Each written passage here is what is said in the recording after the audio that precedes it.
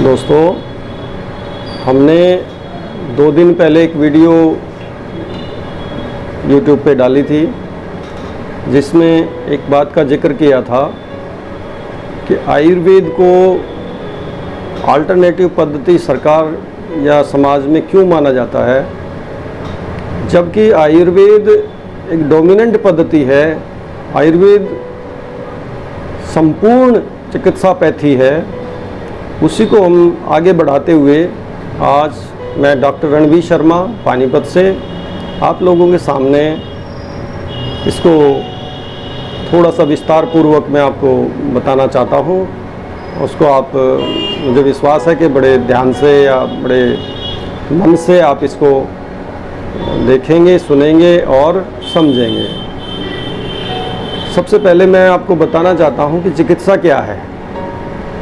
चिकित्सा खाली दवाई देना, रोगी को ने जो बता दिया उसी के अनुसार कोई उसका उपचार कर देना, ये चिकित्सा नहीं है। चिकित्सा की परिभाषा है कि बिना किसी उपद्रव के रोगी के विकार को ठीक करना, ये चिकित्सा की परिभाषा है। आयुर्वेद में 3 प्रकार की चिकित्साएं होती हैं: रोग विरुद्ध चिकित्सा, दोष विरुद्ध चिकित्सा और रोग दोष विरुद्ध चिकित्सा।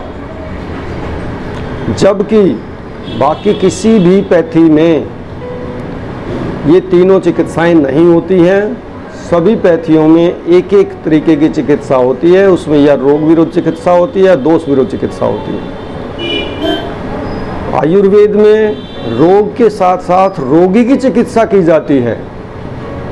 और जब हम रोगी की चिकित्सा करते हैं, इसका मतलब है कि संपूर्ण रूप से रोगी को स्वस्थ करना। आयुर्वेद की एक परिभाषा मैं आप लोगों के सामने इस बीच रखता हूं कि आयुर्वेद है क्या। आयुर्वेद का मतलब है आयु का विशेष ज्ञान। वेद का मतलब होता है विशेष ज्ञान। आयु का मतलब आयु। गर्भ धारण से मृत्यु पर्यंत जो काल है उसको जीवन कहा गया है, आयु कहा गया है।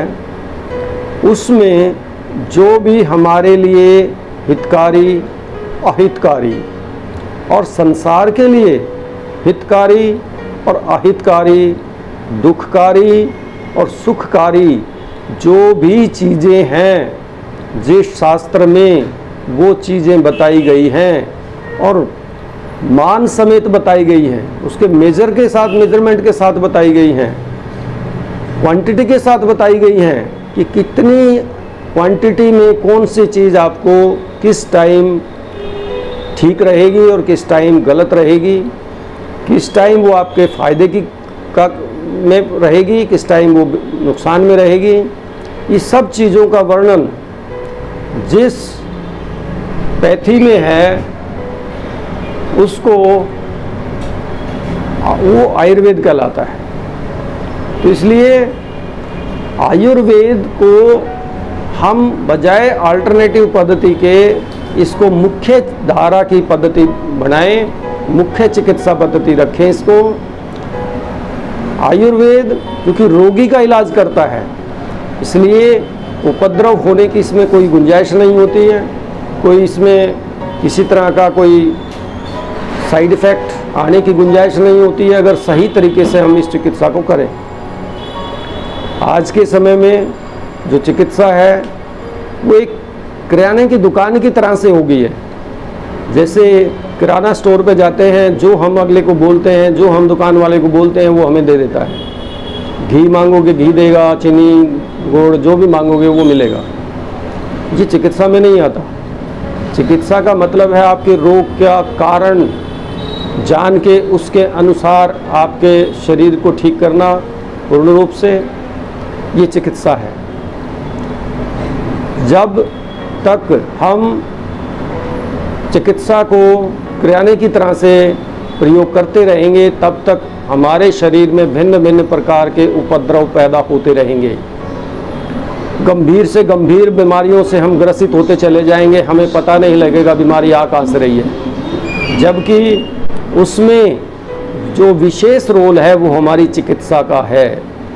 तो इसलिए मैं आपसे इसके माध्यम से आज ये बताना चाहता हूँ कि आयुर्वेद ही एक ऐसी पद्धति है जो मुख्य चिकित्सा पद्धति है।